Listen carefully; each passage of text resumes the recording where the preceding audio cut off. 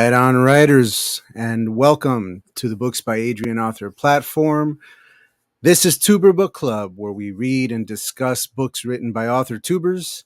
And today we will be discussing the second half of Falling Through by Ben Pick. My co-hosts will be out here in just a moment. Thank you all for being here on time and in several cases early. Well done. Thank you. I'm going to keep my little intro thingy here brief. I am Adrian Santiago, writer, content creator, etc., etc.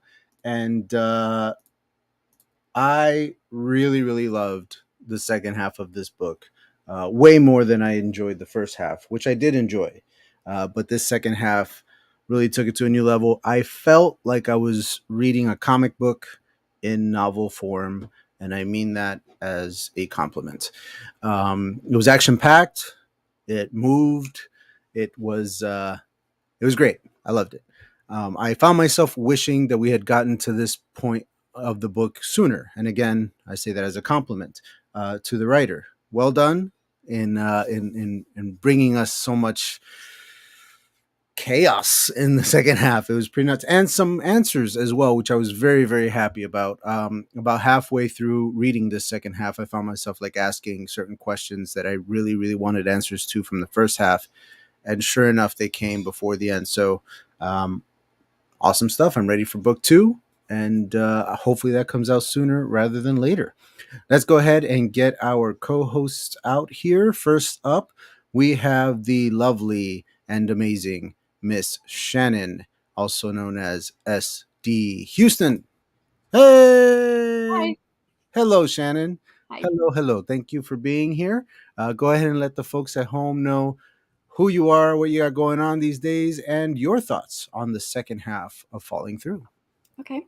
Well, my name is Shannon. I write under the pen name of SD Houston, and you can find my YouTube channel under the same name, where I publish content about writing and my self-publishing journey. Although those videos are coming out few and far in between because I'm concentrating more on writing right now. But I also have weekly sprints on Fridays. I am 1/3 of the Self-Publishing Tips and Tricks podcast with Ben Pick from Running to Read, who is the author of the book we're discussing today. Also with Morgan Lee. And I'm one half of the duo for the AuthorTube Writing Conference. And we're right now for that, we're having meetings pretty much every 3 weeks, trying to set things up. And it's really exciting. Behind the scenes, I kind of like it. It's I don't know. I'm excited about it. Oh, my thoughts on the book. Yes, I was just going to say. I agree with every point you said. I wanted to get here faster. I love the second half.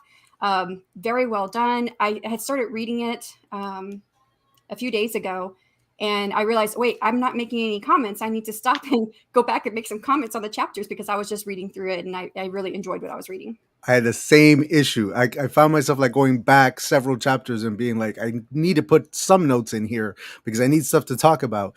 But I couldn't stop reading. I just wanted to continue reading. I didn't have any thoughts to share because I was enjoying the reading too much, which is good. Good notes. All right, let's get our third illustrious co-host out here. The one, the only, Richard Holiday. Hello. I'm here. Hello. Ricardito, ¿cómo estás? How are you, buddy? Yes. To what you just said. I am here. I am thrilled to be here. Do your thing. Tell the people what you think. I'm Richard Holiday. I am the author of Nightmare Tenant, which is a fun little book, which was on this here book club not that long ago. If you want to find out about my upcoming releases and more stuff, then you know what to do, don't you? Subscribe to my newsletter. Thank you. And your thoughts on Falling Through the second half. Oh, shit. I was going to say I had thoughts on it. Christ. Really good.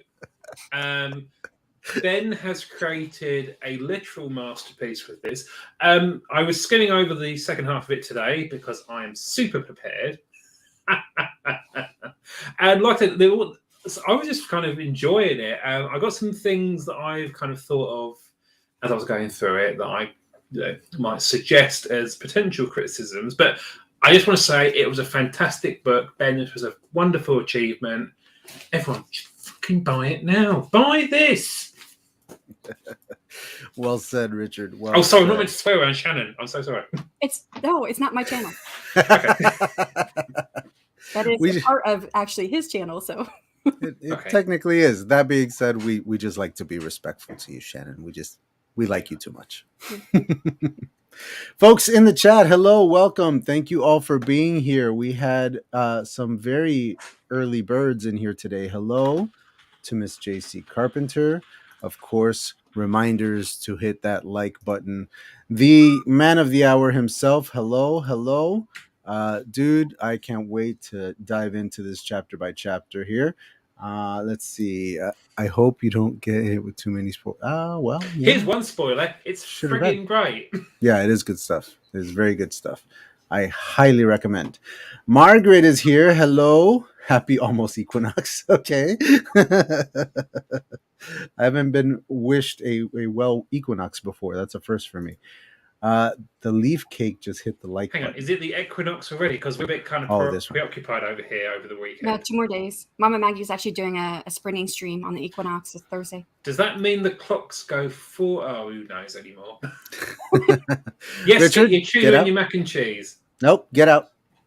That you lasted as long as you could. She said. Oh, Thank you. Hello, hello. Sneaky. Yep. yeah, that sneaky. intro you were doing, Adrian, was lovely, and then it just stopped. Mm-hmm.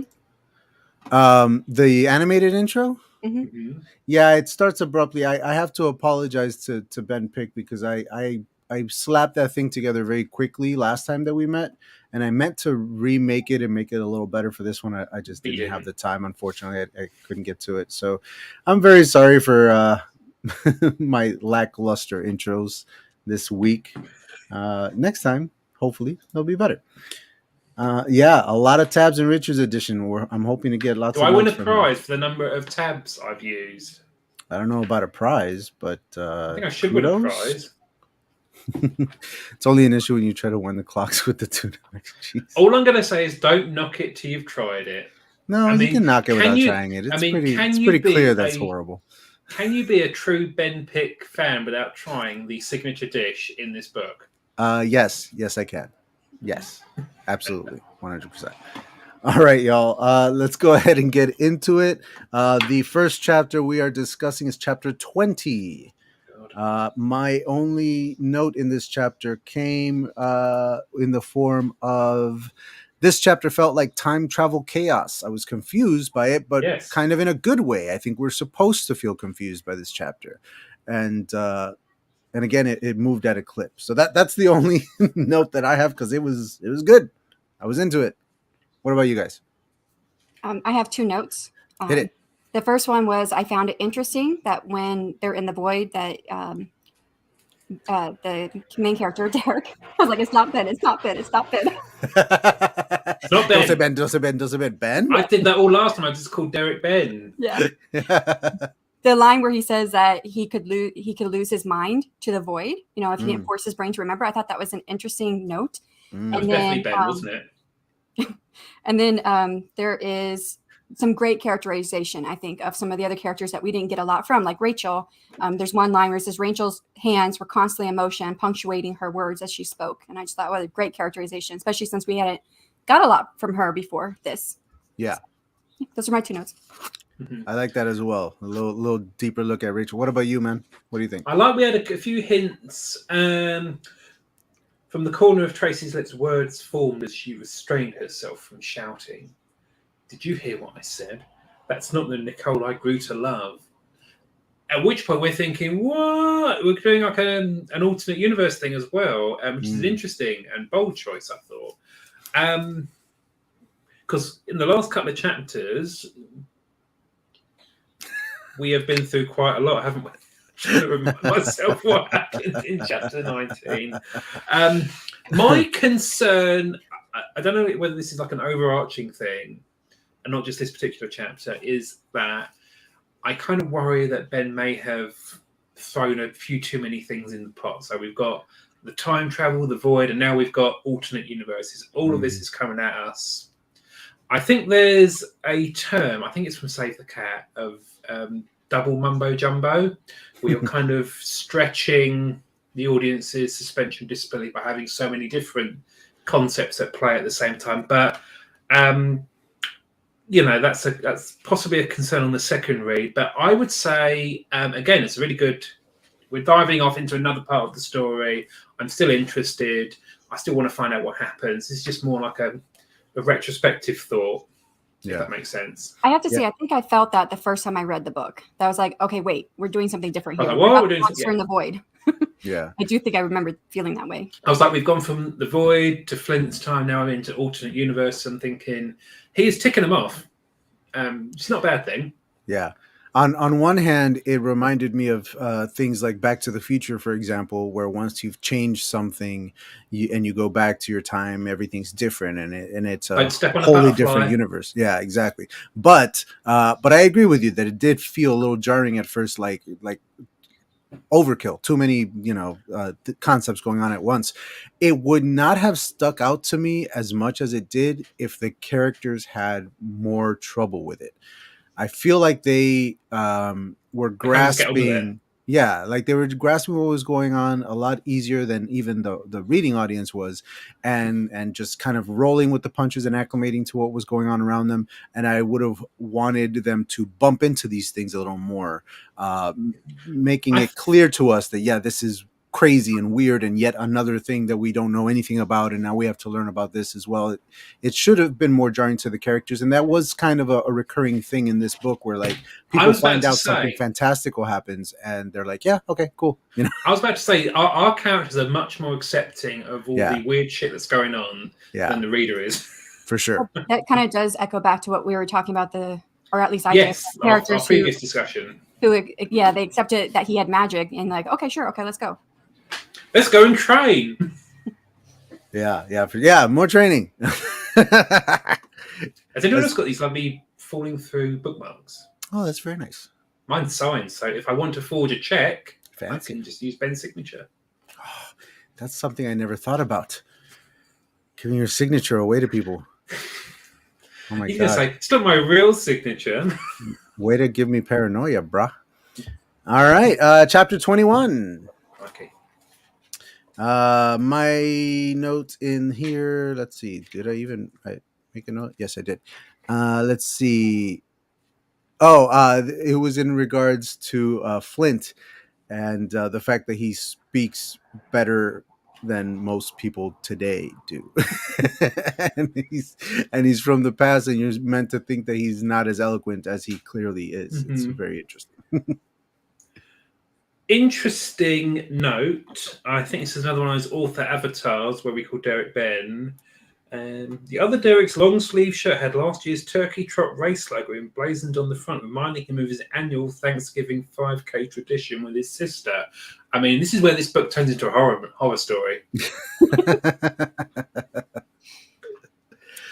I also I also made a note about the blood dancer and how the first mention of them just felt like really good world building and building of lore to me. Just the idea of this person being known as the blood dancer, I was immediately intrigued and wanted to know more. Shannon, what were you going to say? I was just I made one note. I liked and didn't like this one line.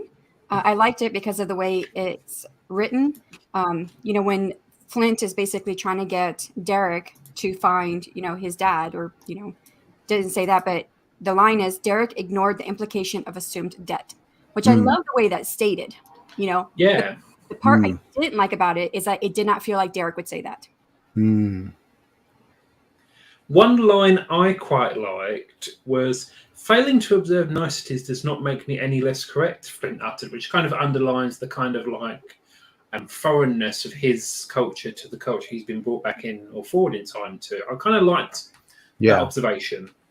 It also just was very relatable for me because I constantly find myself saying something to somebody, not wanting to insult or offend them in any way, and then I clearly have, and I'm just like, I'm just telling you the truth, man. Like, Truth hurts. Truth hurts. I'm not trying to be a dick, but it is what it is. And then my final note in this chapter was that the lack of clarity on all of this is both intriguing and frustrating at the same time. And I like that. Consider it we well are done. pondering stuff. Yeah, for sure. Okay. Chapter 22, cookie debate. I didn't actually have any notes for this. It was over very briefly. My only note It was for good. this was the whole thing about finding the other Derek. If other Derek has the ability to navigate dimensions, why do they need to find him? Can't he just figure things out for himself? That was my thought anyway about finding the other Is Derek. that the author admitting there's a plot hole? I No, think, that's my note is the whole thing about like, well, you I think know, he why do was, we need to find him? trying to embrace that for Nicole. Yeah. I just, I'm just wondering, as Derek, knowing what he is capable of, and knowing that the other Derek is likely capable of the same things, especially with what she was telling him. Like, my instinct would be like, he'll be fine. Let's figure ourselves out and let him figure himself out. You know what I mean? Mm-hmm. But yeah, there's always a possibility of two Derek's standing face to face, and that being, a whole thing. So let's do that. I Anyone wrote, else? I wrote 2 notes, but the first one I don't remember why I wrote it. I put Killer Warrior. I think maybe I just like the idea of it. Yeah, We're yeah. getting onto that. That was premonition. Yeah. And then I wrote I'd be like Rachel, but I'm all about using our abilities, but to be more careful on this trip. Yeah. So she's all about being more cautious, and I'd be like her. So I kind of felt her motivations more than. For sure. I think you're right, Shannon. I think we need to hear more from Rachel's point of view for the rest of the book. Any other notes in 22?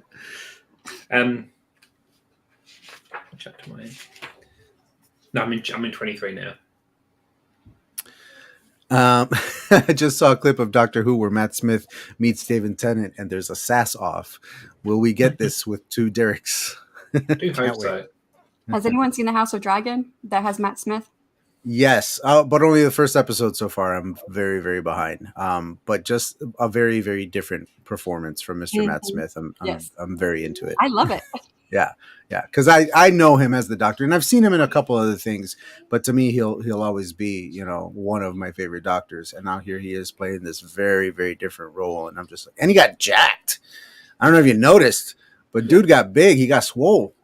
Did he have to dye his hair for that? No, that's a wig. Oh. I'm a little bit disappointed. Alrighty. Chapter 23, Returning to the Void. Let's see here. Did I take any notes in this chapter? I took one. My note says, the mission, the powers, the time travel, their confidence has leveled up. And so I love the agency with which they are working now. They're definitely starting to feel more like a team. You know what I mean?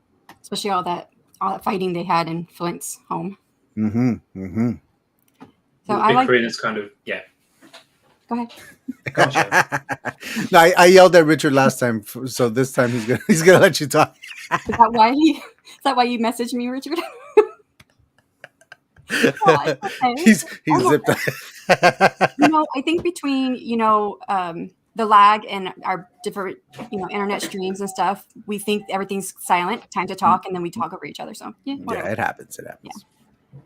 I liked that Derek thought about how him and the other Derek were able to go into other worlds, and maybe neither of them belonged anywhere. So I think that's an interesting concept. I don't know if Ben plans to do anything with that idea, but I kind of thought, well, maybe that's why he has powers. Of course, we find out a different reason later. Sure. But I thought, well, maybe that's what it is. He doesn't belong anywhere. He's some like unknown god or something. A man out of time and space. Yeah. I especially started to think that once he, having shared his powers with his friends, one of them being the whole transmutation thing, alchemy is basically what I think of it as, and that's just very godlike power. You know what I mean? Like the implications of what you can do with such an ability is practically limitless. Yeah. And so that's how I'm starting to think about all this. Even having gotten some answers later on in the book, I'm still going like, yeah, but why do they have these like incredible abilities? There has to be some greater purpose, some greater kind of like, I don't know, gods among men kind of stuff. It is a series, so I'm sure we're gonna find out more. I can't wait. Yeah. As for the alchemy comment, Adrian, we'll just have to see if that comes up later. I believe it does. I believe that exact word comes up later. Yeah. Yes, it does. My only comment on this one was actually a line from Tracy, which I actually think as two meanings. She says, "This isn't our world," Tracy replied. "A few dirty dishes shouldn't matter." So that both underlines, I thought that could be a reference to both. It's not my world, who cares what happens? And we were talking about the don't kill a butterfly kind of paradox. Interesting thoughts. I'm not quite sure whether that went anywhere, but I thought it was an interesting line that kind of made me, it twigged in my mind, oh, she's referencing that, or she might not be. Right. Yeah, So, there was definitely that concern of like not messing things up in the timeline and whatnot. Yeah, but we all know it's much more fun when they go, "Oh, sod the timeline, let's just do what we want."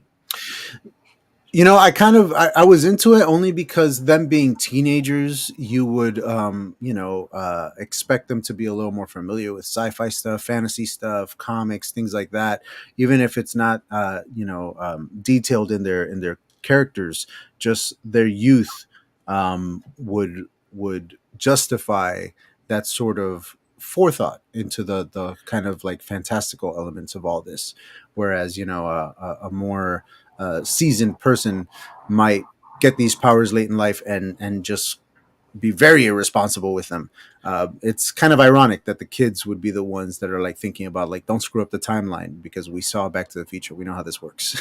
Adrian, I think the inverse to that whole thing is true. Mm. The old people would be more wise, and the young people would be more. What's a polite way of saying irresponsible? Irresponsible. Irresponsible. That's a good word for it. I think Derek was irresponsible a lot. There was a lost plot point which no longer exists, where they ended up being worshipped when they went to the past. Interesting. Interesting indeed. Thank you, Margaret. Thank you very much. Any other thoughts on this chapter? All right. Let's see here. 24, right? Chapter 24 is where we're at. Mm-hmm. My notes from this chapter is all right. So in the part where it says, "This time the portal Derek formed sustained itself. Tracy fed him more power, anything to speed up their escape. Fresh air singed her lungs ever so sweetly as the gateway grew large enough to fit through." First of all, it's written very, very well. Oh yeah. And I wrote, "Tracy's crazy, but I respect it." She is. She is quite a character, isn't she? I'm into it. How about you guys? I mean, we make a comment here. "I'm not apologising. Flint's dumb plan nearly killed us all," Derek fidgeted, looking outside. This is going to become a recurring theme for the rest of the book, of dumb plans.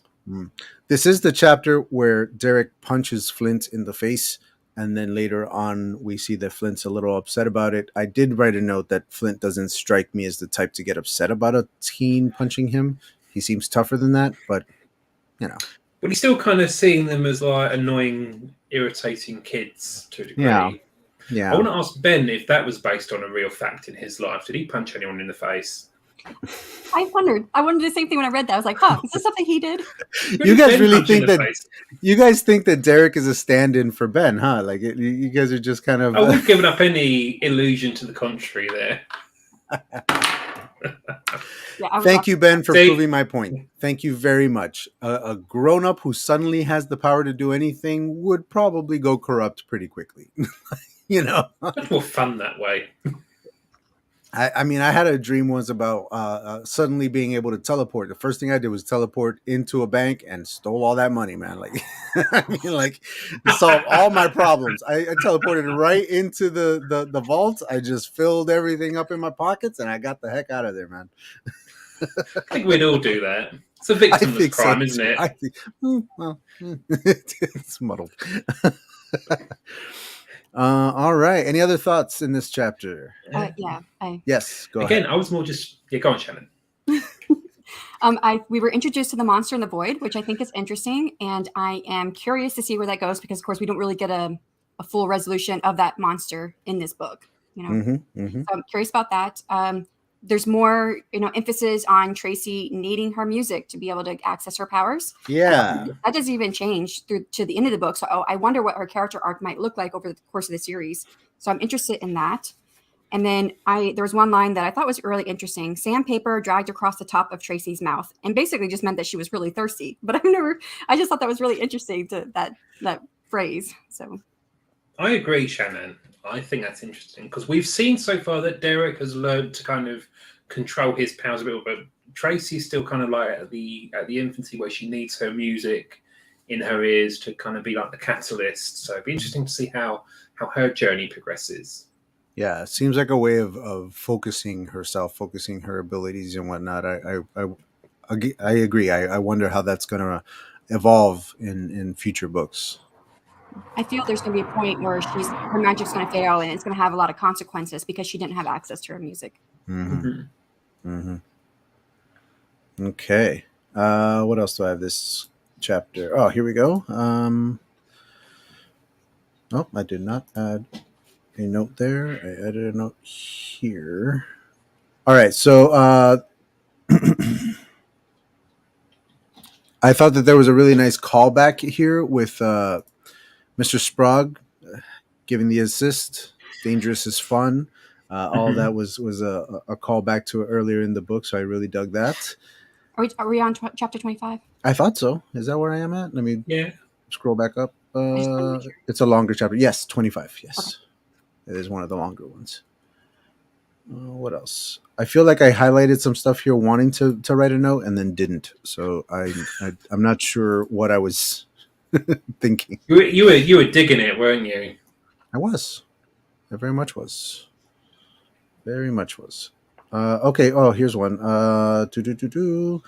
The part about the great savior being praised. These strangers are hereafter under our protection, so long as they do as promised and act with honor, etc., etc. I just wrote in their excellent world building. Like he put us into this new place, and it felt like I could see everything.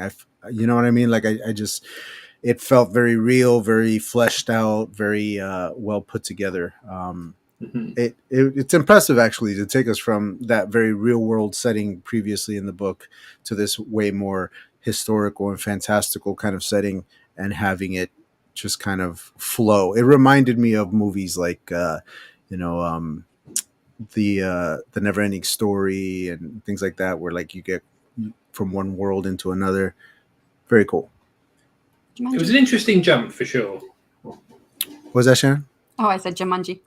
Juma, Oh, exactly. Another sorry. great example. Another great example. No, I you're didn't mean to talk over that. You're okay, Richard. it was just Relax. a side comment. Now he's on edge forever. Like, you're all right. You're all right. All right. What about you guys? Thoughts on 25? Any others?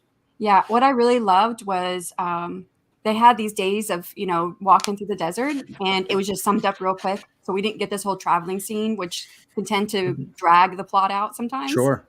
So I really liked that. I liked how he Mm, handled that. I didn't same. write any other notes on here. I read all the way through and didn't make a single note. Mhm. That's good. That means you were loving it. Yeah, Richard? I would agree with that. I think losing the travelling scene was a very good move because that would be boring. Breeze right through it. Just like they walk through the desert. You don't need to say much else, do you?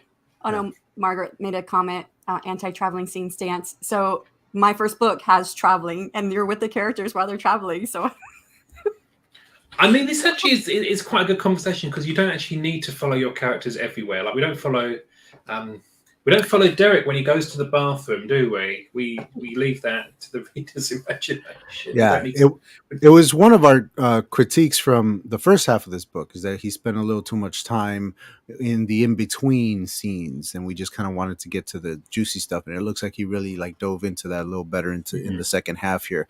okay. I was recently rewriting a chapter during my edit for my novel, and it's a really big chapter where like our hero, or in this case our heroine, is kind of running all over the place. She's going over here and getting this person. She's going over there and getting supplies, and she's going over here and discovering something. And in one chapter, we have like 5 different scene changes, and it's I try very very hard to end a scene where we realize what she's going to do next, and then start the next scene where she's already there and get started. You know what I mean? Like we don't need to see her in her car or whatever it is. Like just get there and do the thing. So awesome. Good stuff. All right. Let's see here. Chapter, what is it, 26 now? Yeah. Supply run. Let's see. This is a longer chapter as well, and I'm not seeing any notes from me because it was awesome. Oh, here we go. Such a different experience reading this historical fantasy versus the very modern real world we began. He creates these worlds so deftly, and I love it. That was the only note that I wrote down, which Chapter are we on echoes the again? previous chapter. 26. 26, okay. All right. So my thoughts as to this part of the book, this would have been a very good opportunity for Ben to kind of change the Tracy viewpoint to the Rachel viewpoint.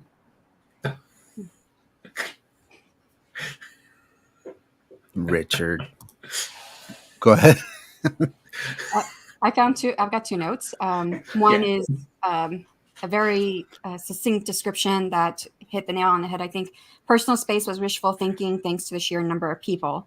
So that is like, yep, I know exactly what that looks like. And then the last part, but no one bumped into anyone, which I thought was interesting because usually when you have a bunch of people are bumping into each other and they're very rude about it. So I thought that was an interesting line. That sensation relates to someone who's used the London tube system. Personal space. I suppose it. But yeah, the COVID that could have influenced that because we are giving ourselves space now. I don't know. Yeah, no, it's true. I mean, don't get me wrong. I was socially distancing before it was legally required. I did it as much as I could. Yeah, the kid always stepped on me at Walmart anyway, so. Yeah, I try to stay away from people as much as possible as a general rule. Yeah, me too. But yeah, like I was saying before I was interrupted by myself, I kind of feel at this point of the book, he could have done, I'm not saying the Tracy point of view is bad, but it would have been an opportunity to kind of explore Rachel's point of view a little bit, perhaps. I do feel like she's a little underrepresented in this book in general. Hopefully her role will grow in the a little bit of a third wheel, isn't she? I don't really agree. I think he did well with the few points that he picked out to do. Not that I wouldn't want to hear more from Rachel because I think she's an interesting character, but he already has several viewpoints. And so that could have been hard to try and get that full characterization of the people who have had viewpoints already. Yeah. I feel that. And see them change. I think the secret would have lied in taking a couple of the point of view chapters where we were following, for example, Flint, and switching the point of view to hers. We commented on that in the first half 2 weeks ago. Tracy. What's that? I wouldn't more Tracy then because I think she was the first one that was woken up. That was woken up. Yeah. There was one thing mentioned in this chapter which made me question what it meant, and it was never answered. And so I don't know if it's going to be brought up later. But because there is so much information in this book, I don't know if a reader would remember it later. Okay. And which is that, and of course we're in Tracy's point of view, right? Yeah, she's thinking this. So at where are they at? They are walking in the city where the great savior end is wandering to join us. So they're in the city, and then Rachel or Tracy, it's in her thoughts. A nudge at the back of her thoughts called to Tracy. From its death came a sense of familiarity at the name, and that's the name of the city. And it was going to bug her all day, and we never came back. There was never a call back to that. Why did she think the city name was familiar? Or no, that's it was the person who built the city, Ace Brock. The name, yeah. So the name comes back up later. Isn't that the person that Flint was looking for? I feel like there was that's his dad. His dad. Okay, got it. But why would Tracy remember that name? What does she know about that name? And that's never. It suggests that there's maybe some historical relevant. Yeah, like there's like he's a historical figure or he's well known in history and the name stuck out to her. But you're right, we never went back to that. I actually bumped into that same moment wondering, what she was thinking of, and you're right, they never came back to that. Yeah. Interesting. Very interesting. In this chapter in the book has a blank page. I don't know if I want that to happen. That's where you add your notes, Shannon. It's at page 255. It's where you can write, "This book is awesome. I wish I had read it sooner or bought more copies of it." Yeah, it's for you to take notes. I could put stickers. There you go. There's a moment where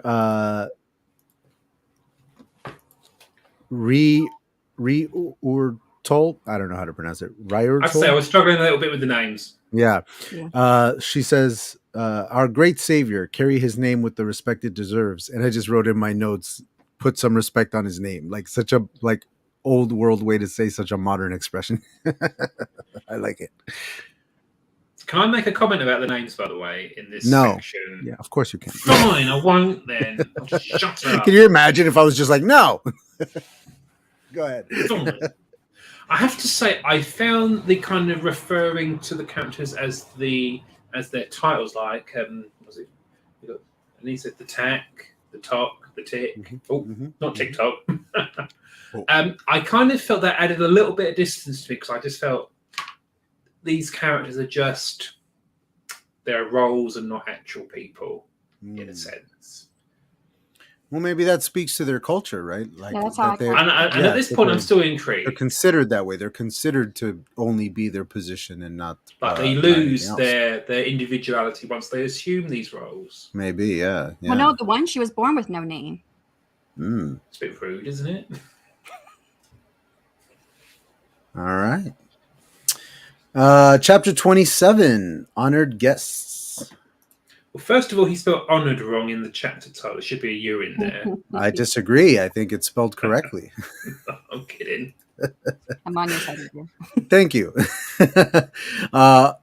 There's the paragraph that says Flint was hopeless. He was clumsy with his spoon and splashed broth onto the table. Somehow he was worse with the fork he clenched in his fist. He used it to stab food as though he meant to kill his meal again. I just wrote the note that Flint is just so damn charming. Like I just find him incredibly I relate charming. to this guy. Yeah, like I was getting real Encino Man vibes. If anybody's familiar with that excellent Brendan Fraser movie.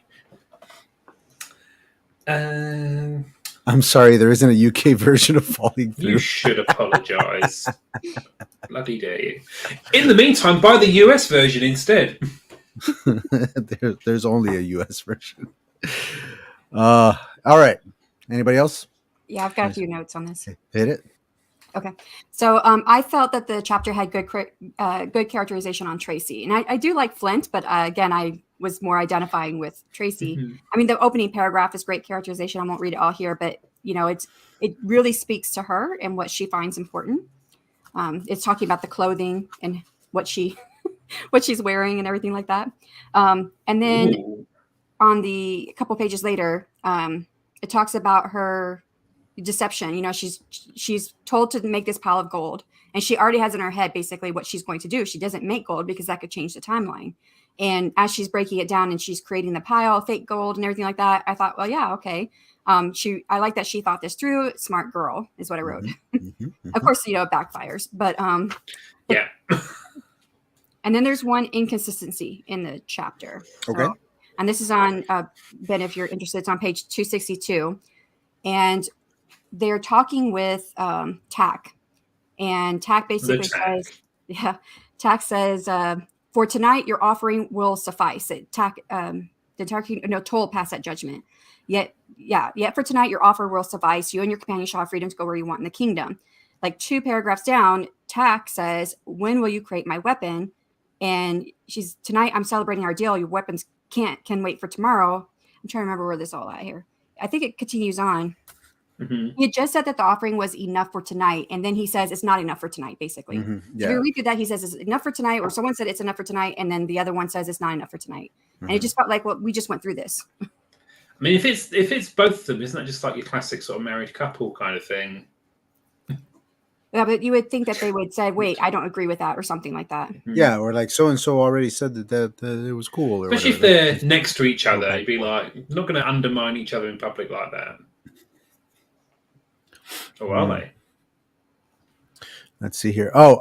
Towards the end of this chapter, I wrote one more note saying, and we touched on this. I touched on this already a little bit, but it says here, I'm realizing the second half of the book is far more fun and interesting than the first for me. I find myself wishing he'd spent less time in the real world and gotten us here sooner.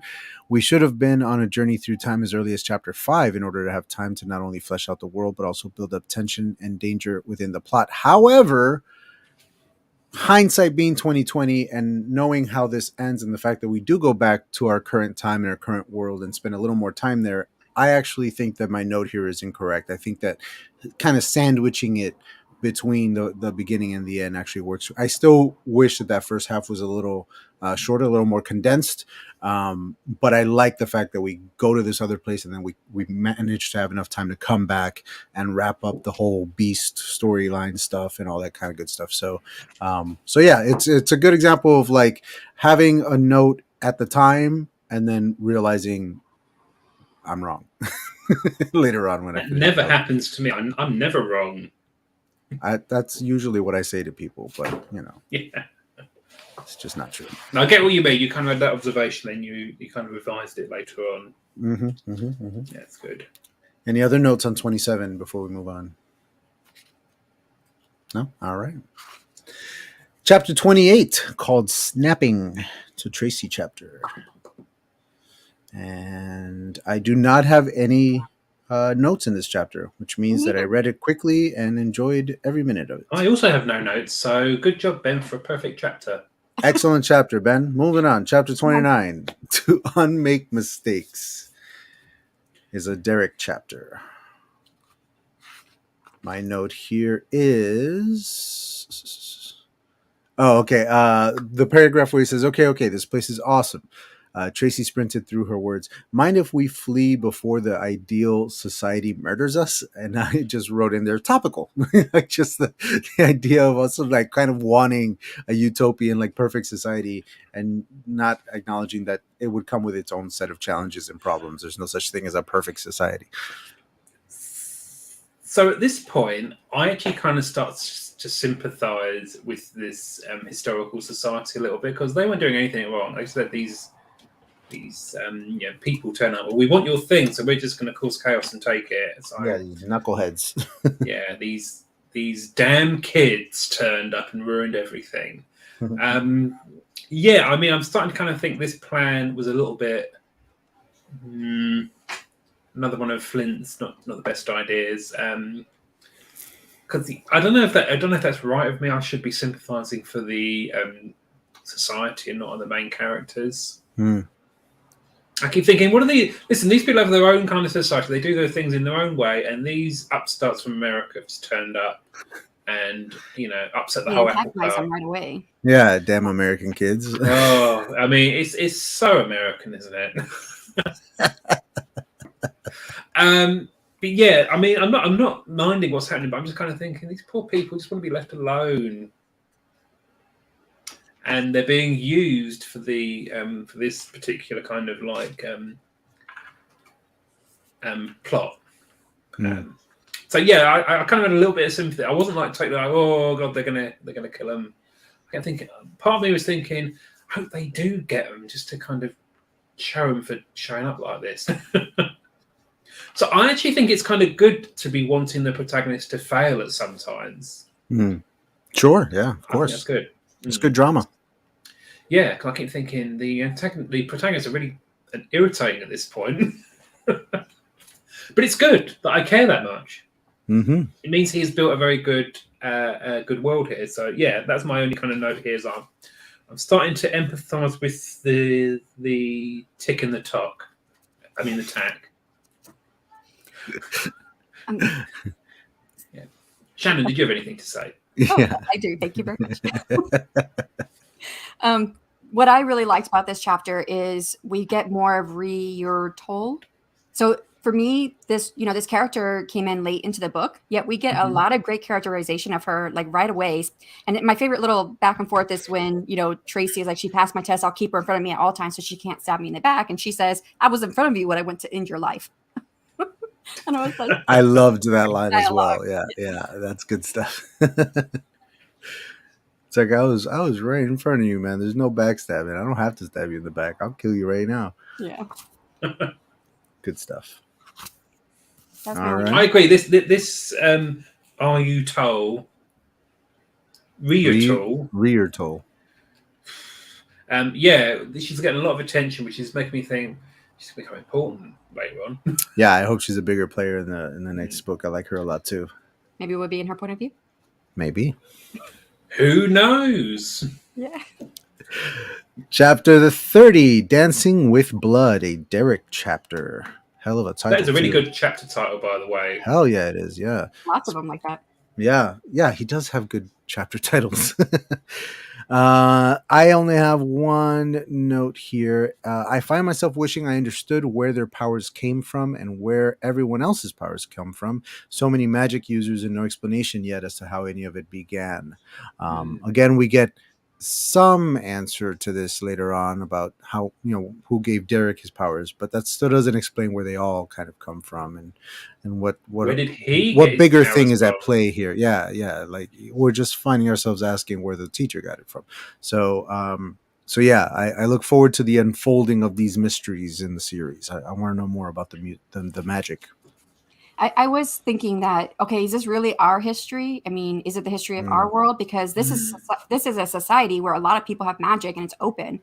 Mm. So if it is our historical past, whatever you say, what happened to that type of thinking about magic? Where did it go? Yeah, It didn't yeah, go away, obviously, because the teacher, had it. So but it's definitely gone underground, so to speak. underground. It's a little more mysterious. My question at this point was this historic society on Earth, or was it on another planet or Mhm. Yeah. another dimension? Because at this point, anything's kind of game at this point, isn't it? Yeah. Mhm, I had that We thought show many times. we can jump dimensions and stuff like that. So I mean, it not being on Earth and just being on some distant unknown planet kind of reduces my investment, shall we say? Because I know, they're affecting Earth. This is going to be big later on. If it's just like some random like sand planet, who cares?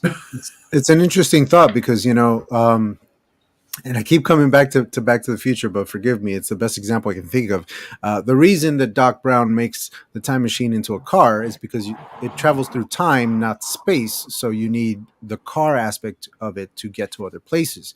If I was to travel 30 years back in time, I would be standing in this exact same spot. It would just be 30 years before. So that coupled with this whole idea of like them going through the portal through the void, coming out another place. Are, like you said, are they still on planet Earth? Is it another planet? Is it another dimension? Did they just go back in time and this is the exact same place they've always been? If so, there's a history in America that we're not aware of, with It magic could be users and interesting. stuff. I say it might There's not be in America. It could be somewhere else in the world. exactly, and that then begs the question: then are they not only time travelers but also space travelers? Like they can travel Remember, through time and space. Flint is the one who was like giving into he was in the void. He was one kind of guiding them with his thoughts of the place they wanted to go. That's right. So, and I found a line that was funny in here. I remember laughing out loud. It said, Derek hated to think of all the time he wasted studying historic facts that may no longer be true. Mm. And I was like, yeah. But again, I did think at the same time, is this really our Earth's historic past? Or is it a different dimension or an alternate Earth? Yeah. I've gotten a lot of interesting predictions on where readers think that ancient city existed. I'm pondering this too.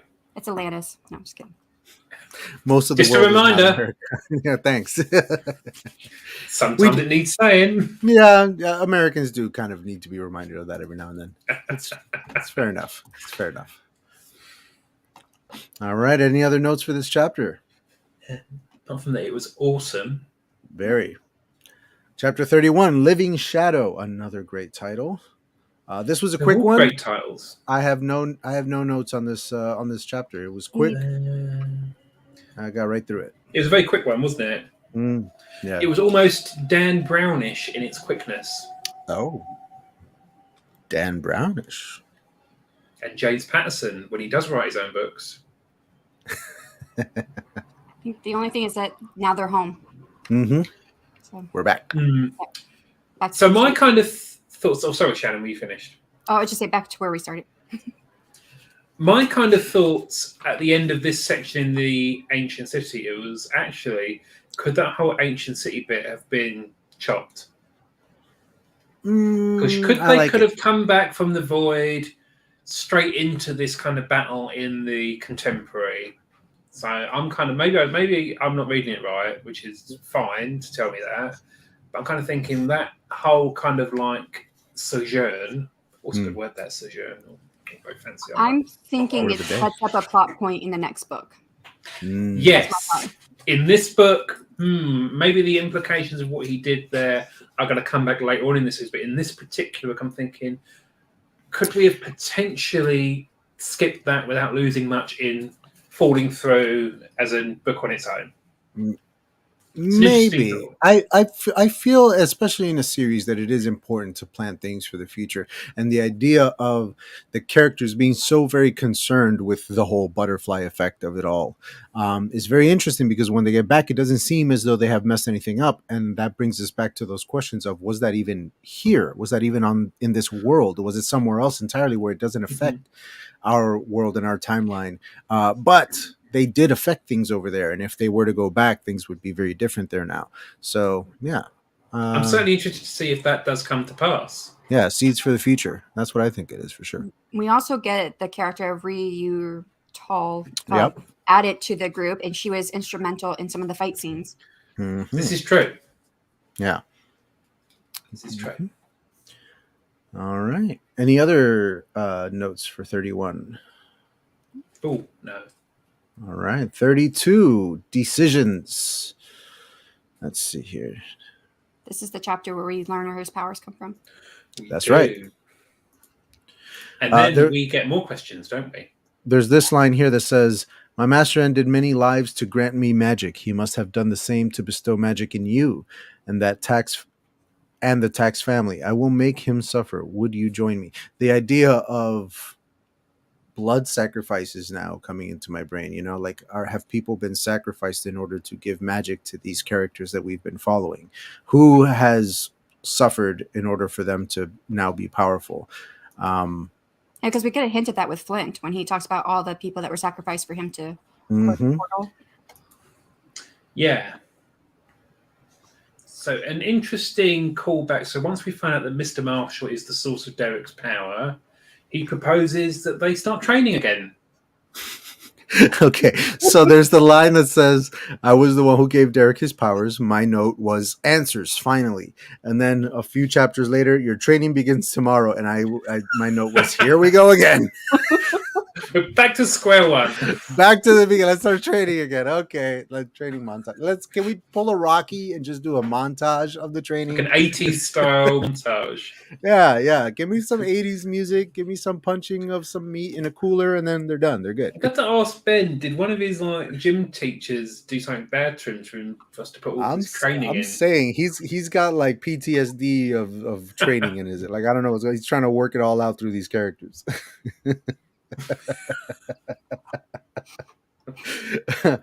Fun stuff. All right. What else? I had two places where I had questions that I was really looking for answers, and they were not provided. Uh-oh. Hit us. So, one, it's when Mr. Marshall's telling him that he gave him his emotions, and he said, "It's a long story. I acted as all fit at the time, and you're all now Earth's last hope." And I wrote, well, why them? He had all the powers. Why couldn't he be Earth's last hope? Mm-hmm. Yeah. Why give it to these kids and whatnot? Who needed to train when he already knew how to use them? Exactly. Yeah. He seems to be well adept. Why couldn't he just take on these challenges himself? Yeah. And then on the next page, it says, faster than Derek's eyes tracked, Mr. Marshall tripped Tracy. He pinched her forehead, and a faint light traveled up his arm. And then there's no explanation what that light was about, what he did, why did he trip her, nothing. I'm like, why did he do that? My assumption was that he took her power, but I don't know if that's followed through. If that's she still has the power case. after this. Yeah, though. she And I does, was doesn't she? Okay, he didn't take her power. Did he make it stronger? But we were not Right. told what he actually did. And the questions of him and his power, and why he would give some of his power to the kids and everything, it's a very interesting one, because it's well established that there's a finite nature to the power, and when you share it, you diminish your own, and so sharing it puts you at a disadvantage ultimately. As Derek found out.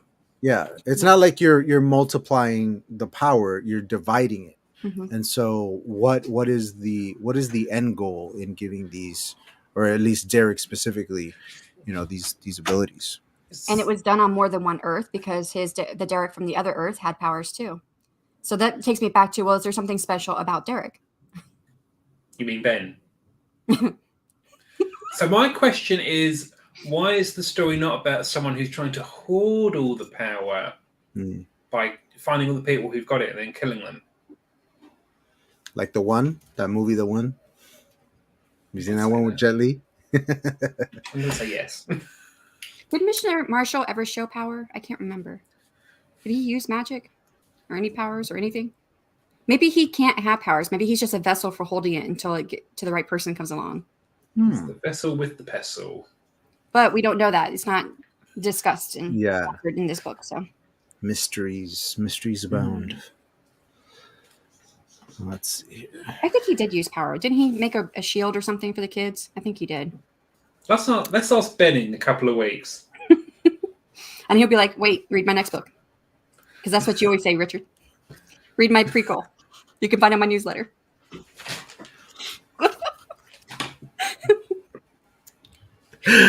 Let me see. Another note here. This is a moment that irked me. It's something that it's like a little trope / cliche thing that happens in dialogue in a lot of books, and it usually pisses me off.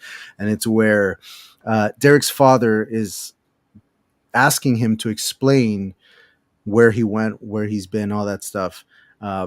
Derek says, "There's no way to explain it so that you'd believe me." The father replies, "The only way to get me to understand is to tell me."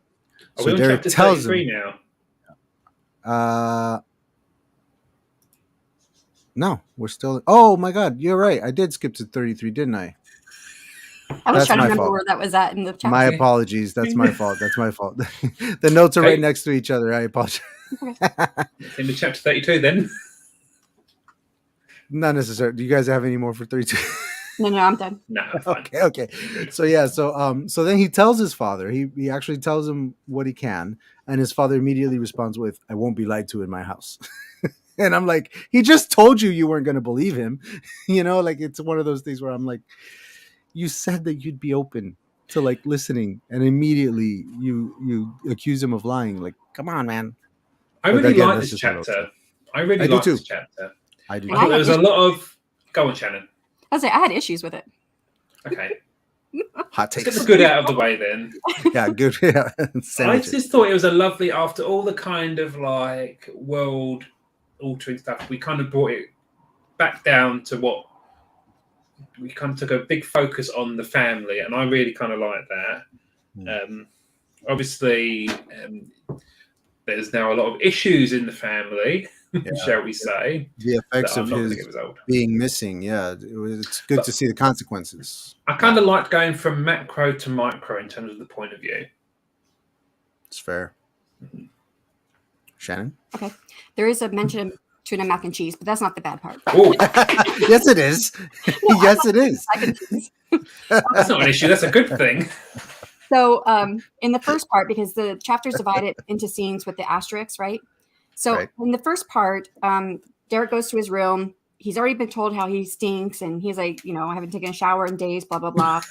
He takes off his grimy clothes and replacing them with fresh clothes. I'm like, what about the shower?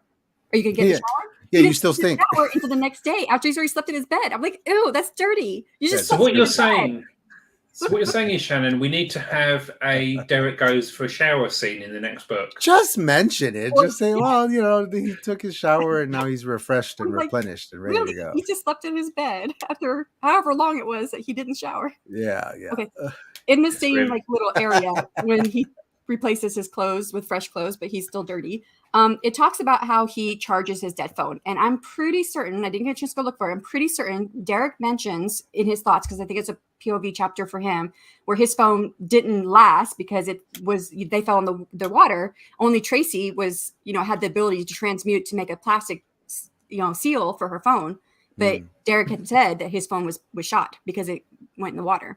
So I'm like, how could he charge a dead phone if it was shot, He put it in a bowl of rice for a couple of hours. Yeah, we saw that. Okay, it just happened off screen. So there's that, and then we get into the part I really did not like, which is after the asterisks that I wrote on here. I do not like this scene because Derek is, he's used his powers to hurt people before, not on purpose, but because of his anger issues or his issues that he cannot handle, and he lashes out with his power. This scene takes us right back to that, what he did in the beginning of the book. Now I understand what the motivation was, because as you read on, he when he faces the beast and he figures out how the beast is made, he had to realize, okay, I am doing this. But I felt Yeah. like he was becoming a better character. So I thought his character arc was moving, and then I felt like it went right back to where he was at again. And I don't Interesting. know how else it could be done for the purpose of the chapter facing off of the beast. But I just felt like him hurting his dad because he was mad was just like, that went right back to when he hurt his friend. Mm-hmm. So I thought maybe what might have worked better, maybe if he went, because he said something about making things right with John. Maybe if he went and talked to John, and John is still like, very, very mad at him, then he could think about how bad of a person he was by using his powers and hurting someone accidentally, versus him actually hurting someone again when we already faced this dilemma in the beginning of the book. Yeah. I think that the only reason I didn't clash up against that moment quite as much is because this time the recipient of his negative behavior, shall we say, is his father, and in my experience, we hurt the ones we love the most. We often will, especially in our teenage years, take certain things out on our parents because we feel like we can. Whereas, like, he's been through some stuff, he's had some adventures, he's had some trauma, et cetera, et cetera. And yes, he should be learning from it, and he should be, evolving as a person and progressing. But his parents, his family is still going to be um, the most vulnerable to his attacks. I think to his lashing out as a teenager. But you're right. I feel you. Hurt his dad though. When he did Yeah. punch down the door and it hit his dad, he was like, "Well, I Yeah. thought he wasn't there." Mm. So he wasn't actually doing it to hurt his dad. He was doing it Yeah, because he that's was a good angry. point. He was just lashing out. I Good thought point. it was certainly a hard scene to read, but you do kind of relate because he is a teenager, and teenagers get hot-headed. Teenagers are dumb. I mean, They up until are. I was like 24, I was still basically a dumb who didn't know what was going on. So I don't know. Well, Rose says this dude should not have powers. Yeah, take him And I away. think that's a very good observation, Jan, because I think it's a good thing to examine. What if we give powers to those who are not ready for them or are not appropriate to have them? Because you can't always go to the people who are perfect for the role. Indeed. So I thought that's a very good observation, Shannon. Why did the teacher give him the powers? What did he see in him that he thought he should have these powers? And it takes me back to maybe Derek is someone special. Yeah. The chosen one. Yeah, he's not quite the everyday kid not because he's able to handle the powers. He's done because it has to go to him for some reason. Yeah, he's chosen for a reason that we don't know yet. Yeah. Also, it gives him the scope that these powers could be the making of Derek. But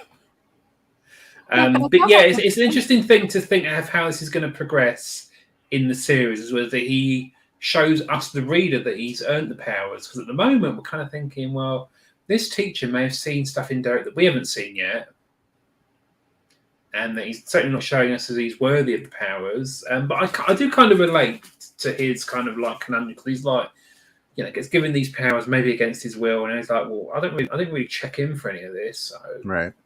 The other thing that it reminds me of, and I mentioned this in the first half, was that show Heroes, where that really old show. Apparently, it's so controversial to say it's an old show. It's it's a show about superpowers, people with superpowers becoming superheroes, that whole thing, a living comic book, so to speak. But they, specifically on the show, would tie the use of their powers to their emotional states. And the idea of Derek's power being kind of all about force and action, moving things with your mind, throwing telekinetic punches, creating shields. It's all very battle oriented, so to speak. You know what I mean? It's all offensive based. Yeah, offense and defense kind of stuff. And so he should be once he's well skilled and well versed in his powers, he should be more of a warrior type. But right now, being a teenager, being very emotional and dealing with all this stuff for the first time, he seems to be very reactionary. He seems to be, like you said, Shannon, he's kind of lashing out at times. Whereas somebody like Tracy, for example, who has these transmuting powers, I find to be way more versatile with what she can do and how she does it, and more focused and more calm, thinks things through a lot more than Derek does. So that stuff is really interesting. The tying of the nature of their powers with their personality and how those two things kind of influence each other. I just really wanted to see Derek be growing as a character versus stepping Agreed. back again. And it's sad to see him kind of go back. I think, building on Adrian's point, part of what makes a good warrior is learning to control the things that we're seeing Derek struggle to control over. His anger, his emotions. Because part of being an effective warrior is you keep that under wraps. You're kind of stoic. You're kind of like squash your emotions down. You keep it in until you need it. You don't just let it kind of like explode everywhere. So maybe it would have been more helpful to have more characterization of Derek, showing him trying to control his emotions. That's the training he needs. Because in this scene, he has totally lost control. Yeah. And remember, he punches Flint, and he doesn't use his magic at all, but he's upset. Yeah, he punches him right in the face. Yeah, so, I mean, I don't know. Why didn't he just punch his door instead of using magic? He could just punched it. I mean, I think we all relate to kind of slamming doors, but we don't slam doors through the wall into our sister's bedroom, do we? I mean, we've all wanted to, maybe. Hopefully not. Yeah, it have to be very strong. All right. Any other notes for 33? It's very thought-provoking. Yes. Indeed. All right, chapter 34. We're getting close to the end here. Thunder and Lightning is chapter very frightening. Tracy chapter. Was it very frightening to you? Oh, sorry, that was the lyric from Bohemian Rhapsody by Queen. Oh, okay, yeah, I get you. I will cover that if you want. No, I'm good. I didn't take any notes in this chapter. I read right through it, and it is one of the longer ones, so I find that very very impressive. Well written chapter. Good notes and a couple bad notes. Hit us. Okay, so there's a line that says, "Stilling her bladder took effort at the sight of what awaited her," and that was a very unique way of, because people do loosen their bowels when they're afraid. So that was a unique way of saying it without saying loosening the bowels, because I've used loosening the bowels, and my editor was like, "What are you trying to say here?" They shit themselves. She shat on a turtle. Yeah, so I like farted. And then the idea that all these people are filming the beast, and I'm like, yes, this would so happen. People would be out there trying to film something that could potentially kill them. It's a very kind of like 21st century. If you see something awful happening, you don't go and help. You just get your phone out and you're like this. But for me, I felt like, not that the battle was drawn out, but it was drawn out to a point that I wondered, why are they not doing something different? Because what they're doing is not working.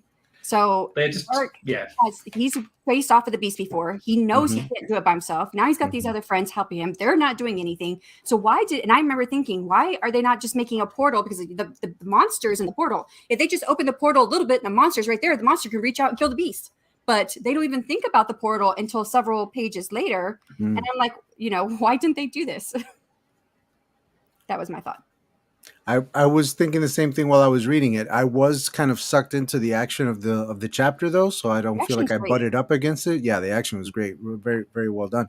But you're right. It's probably the go-to answer for me would have been that: open up the portal, get that claw out there, grab the or set up a scenario in which the beast would very easily fall into the portal. But there's also the idea that Derek is still, even this late in the game, kind of unreliable with his skill and his powers. You know what I mean? So like that could also very easily go very, very wrong if he opens up a portal very quickly without, thinking things through, and then all of a sudden, the I don't know, the bridge gets sucked in or whatever it is. You know what I mean? Like it can be, yeah. But I hear you. Go ahead. I did think it was well written. I just wondered why it felt like they were doing the same thing, banging their head against the wall, and that didn't work. So let's bang the head against the wall again. Well, they're probably thinking if we bang our head against the wall harder, it will magically work. Don't blame them for persistence. Oh boy. Let's see here. We're sending bored Adrian to tears. Not at all. I'm just looking to see if there were any notes in this chapter. I don't think I wrote any. Nope, I didn't. But RC Scott's here. Hello. Yes, Mr. RC welcome. Cola. Welcome. Alrighty. Sometimes banging it harder does work. Could be quite crude. I was going to say that. I beat you to it. That's what she said. Damn it, you won. Oh my All right. I've come up with some great ideas after a hit on the head. There you go. No comment. That's all we need is to just bang our heads against the wall every now and then and shake some story ideas loose. Any other notes on 34?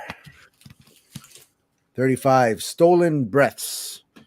Another top chapter title. Indeed. A short one this time, and once again, no notes from me, just read right through it. No, it just really rocketed past. Mm-hmm, I had a note. Go for it.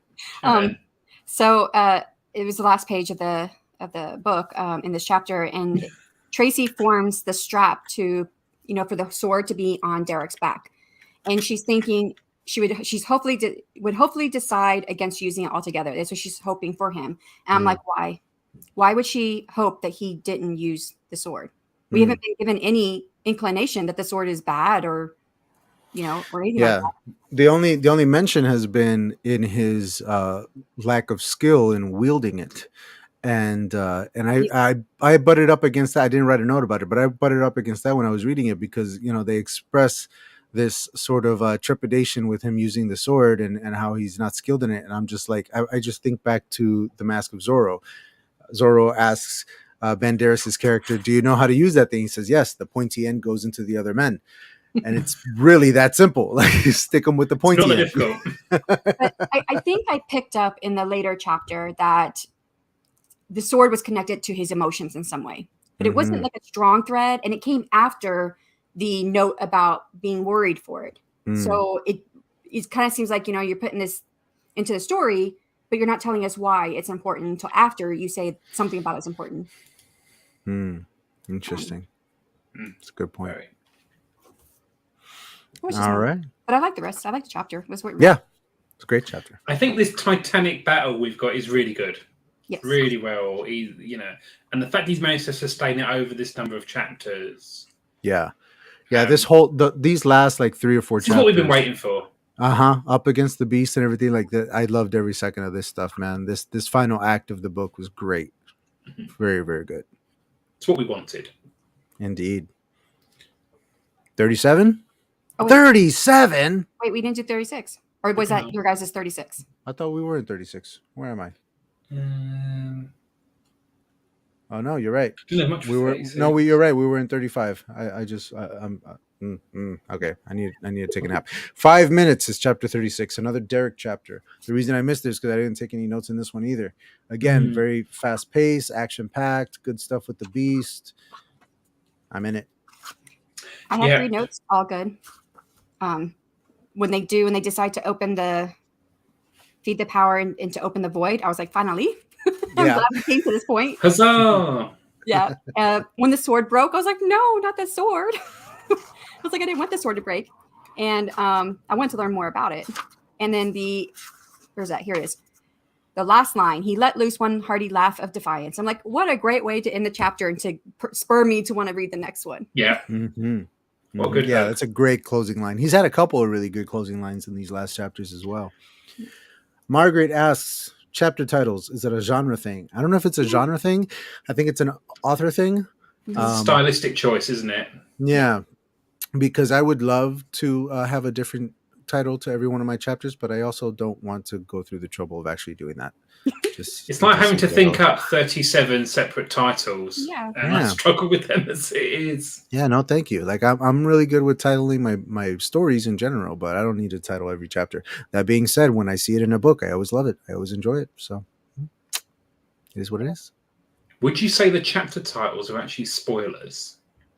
I don't know. It depends. It depends on the chapter. In some cases, maybe if whatever it is spoiling was set up in the previous chapter. But for the most part, I'm seeing him titling the chapters with something pertaining to a reveal or an event in that chapter. So it's only once you get to that point in that chapter where you go, oh, that's why. Yeah, it's that Family Guy moment. He said the thing. And the last 2 chapters are Falling and Through. Which I thought was very clever as well. Yeah, I dug that too. Mm-hmm. Consensus, too much work. I like it. Yes, it is too much work. When you have that many chapters, way too much work. I'm not telling that many chapters. Did I have any notes for 37? Richard, that was a plot point in The Angels Take Manhattan. Ooh, was it? I have to remind myself of that. I love this. So are we into the 30, whatever it is now? 37? Holy smokes, we're near the end. Indeed we are. I really like this paragraph. Then its legs stirred, unleashing a cracking noise which carried the subtlety of a tree falling in his backyard. With the creaks and groans of a dilapidated house lashing itself together, the beast's tendons stretched between broken bones, dragging innards back inside and reconnecting nerves in flaccid limbs. Good grief. Yeah. I should do the audiobooks of this book. What a paragraph. Mm-hmm. It has the word flaccid in it.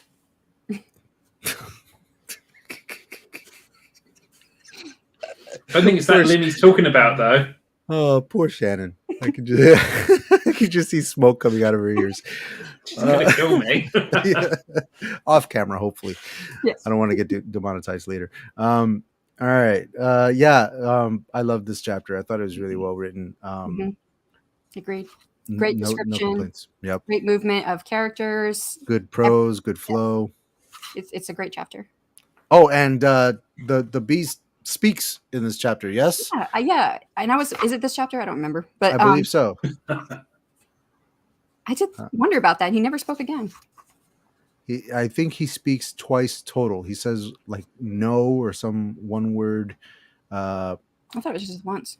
And then he speaks again at the end, I believe. I'm scrolling forward. Moving at normal speed, the wounded creature's rasp beckoned while its claws sought Derek's flesh. And pain. That's right. Yeah. This guy has a way with words, doesn't he? Crazy. Yeah, man. He's pretty good. He's super talented. This guy's pretty good. This guy's got a future. All right. 38. Through. Second half the name in the chapter title. It says the thing All right, Derek chapter. Again, just kind of action-packed, wrapping up this whole shenanigan with the beast. What else here? Rachel appeared over the rim of the crater, pulling the rest of them up on their feet. I like the beast much better at this fan size. Yeah. And then the callback. I have a better idea. We hitch a ride on an ambulance after we get cold snap gelatos. Teenagers. I do like that. In the beginning when we were reading it, the first half, we thought, okay, is the beast tied to Derek in some way? And we had that thought, and it was, but probably not in the way that we assumed. So I like that it was kind of different. We definitely were picking up on the beast kind of being drawn to them when they were using their powers. What we come to learn is that he was literally feeding off of that. The power that Derek would send at him in an offensive way would just feed him and make him bigger and make him stronger. It wasn't just the power; it was the emotions tied to the power. Yes, anger and stuff like that. So that's what I thought was unique, and I was surprised by that, and I liked it. Yeah, good stuff. Good choice. And very nice to bring things full circle and give us some answers there. I like it. I like the little coda at the end as well. That ending was very nice. Kind of the after all the excitement, we're kind of just bringing it. yeah, that We're just last kind of line, landing the plane. a tug pulled from his navel, sending Derek through space with a snap. Great last line. Cold snap. Cold snap. And that's the end when Yep. we go into acknowledgments and all that good stuff. And we, all three of us, are mentioned in the acknowledgements. Am I? Shall I read this out then? Please. Here's a portion of Acknowledgements by Ben Pick. For everyone in the AuthorTube community, thank you for pushing me to publish this novel. It has been a long journey, and each of you has moved me closer to my dreams. Well, not my dreams, Ben's dreams, obviously. Shannon S.D. Houston, Morgan Lee, Barrett Laurie, Richard Holiday, Martin Lejeune, J.M. Selly, Margaret Pinard, Lauren Adele, Nicole the Blind Mage, books by Adrian, Amy Rosenfeld, Natalie Locke, Nia the Vixen of Fiction, Mr. Vlans, and too many more to name. I would never have had the courage to publish this novel without you. And then you're like, oh, you turned up just as we were reading your acknowledgement from this book. Just as we mentioned her name and she I appeared. have to say, I just want to say it was an honor to be a part of this book. Yes. This amazing book, which you should buy right now. You like the end scene, Richard, even though it ends with more training? Well, it's a recurring theme. And also, there is a scene where Derek has to run home, which I thought was very on the nose for you. Yeah. Oh, yeah, right. Yeah. Nice. It's like 4 miles, it's nothing. Yeah, does it in half an hour. I like that it does wrap up most of the plot points that we're introduced to, but it leaves a few hanging that we know to look for in the next novel. So we still have the dad who Flint wants to go after. We don't know what the monster in the void is. Could be one and the same. Sometimes I think that when I was reading it. I think there's going to be another book. Yeah. Well, here's looking forward to reading that next book and getting some answers to all these questions because I'm invested, man. I like the characters. I like the world. I want more. More. I don't know why you said it like that, but yes, more. Oh, he's asking me what was the last thought on the void monster. I wonder sometimes that the void monster might not be Flint's dad or some creation of his. Flint's got daddy issues. It's a good question. To be honest, I didn't consider whether or not the void monster was something that we already knew of, but with him asking this question, Because remember, Flint said he closed his dad in the void. That's Did true. he ever get out? Or That's is he true. now the monster? Yeah. And what's the significance of the whole like shadowness to the monster in the void and, you know, the smoky kind of shadow nature that he is? It's very interesting. Of, the Wheel of Time series when they go on the ways. Also, I will say Shannon wins a gold star for finding the most tiny breadcrumbs and hints for future plot threads, which means there's more coming. Folks, this has been fantastic. Yes, she is very detail order. You don't win anything, Richard. You're on the panel. Get out of here. Final closing thoughts, if any, on Falling Through. I think it's unanimous. We all really, really enjoyed it. Mm-hmm. I think it's a wonderful debut novel. Puts mine to shame. Yep, I would agree. Reading this, I look at this and I think, who cares about that? Yeah. Ben, you have done a fantastic job. You should be very proud of it. I was really privileged to be on this panel. Yeah, I mean, amazing. It's very inspirational, and yeah, you did a really good job.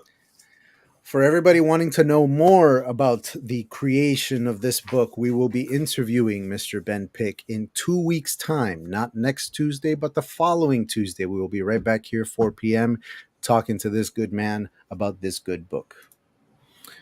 I wholeheartedly disagree. I love Nightmare Tenant and Blood of the Lily. He's a sweet guy, isn't he? He's a smoothie. Definitely a smoothie.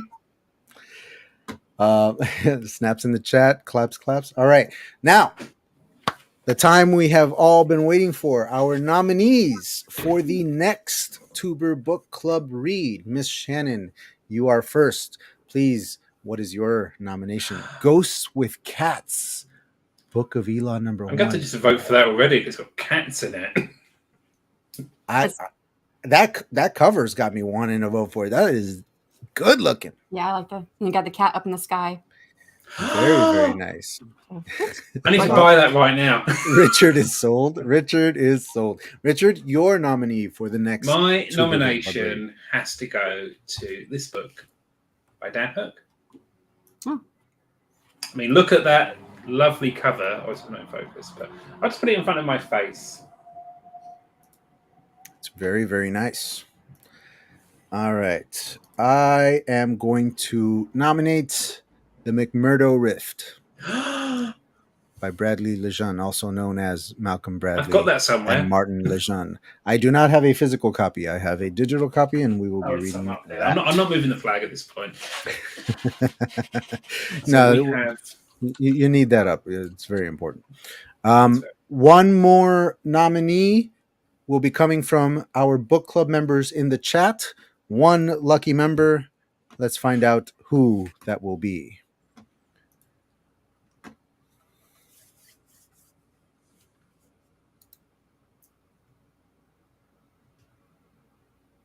Lauren Adele, if you are still in the chat, please suggest a book written by an author tuber that you would like to enter into the nominations, and we will be voting as Tuber Book Club members over the course of the next week. And then on the episode where we interview Mr. Ben Pick, we will announce the winner. 2 weeks to get your votes in. Book one of how many, Shannon? Do we know? 3. 3. Very nice. Very nice. I don't know if Lauren is still in the chat with us. If not, we might have to pick a runner-up winner. She's checking the Kindle. She's checking the Kindle. There it is. Okay. Yeah, no problem. Go ahead. We'll wait. Guys, this has been fun as always, and it's always good to have a wonderful book to talk about. I don't know. I really dug it. I can't wait for the next one. What about you guys? Any I don't know, any parting thoughts for the people at home, or any cool things coming up in your own channels and whatnot? Not much for me at the moment. Just doing my weekly sprints and meeting with my partner, who's in the chat, Margaret Bernard, talking about AuthorTube stuff, or AuthorTube writing conference stuff. Ooh, juicy. We opened the applications on 1 December. So okay. Just gearing up for that. Ooh, I need to sign up for that one. Richard, how about you? Any big things? I have been very busy in editing hell for my next book, Price War.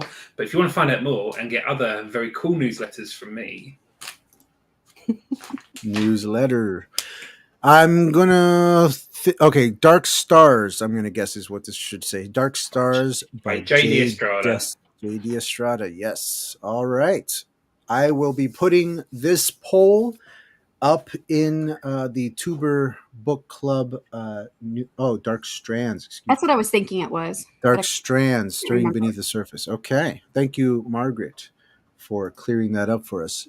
Is it okay? It's a poetry collection. Hey, if people vote for it, I'm all for it. It's whoever wins the poll. So poetry. We'll see how that goes. Interesting to critique, but we shall see. We'll see how that goes. All right. Thank you, folks, Jen, by the way. Of course. Thank you. My prologue. And thank you once again to everybody in the chat, everybody on the panel. We will see you guys again in 2 weeks. One last thing. Next week, I'm having kind of a special event stream going on where Helen Garraway, a former Livestream Sunday guest, has put out a collection with some other authors called Realm of Darkness. And we're going to be talking all about that release with her and 2 other authors next week. Next week, Tuesday at 4 p.m. All right, y'all. Thanks a lot. Thanks again. Till next time, Write on Writers. We out.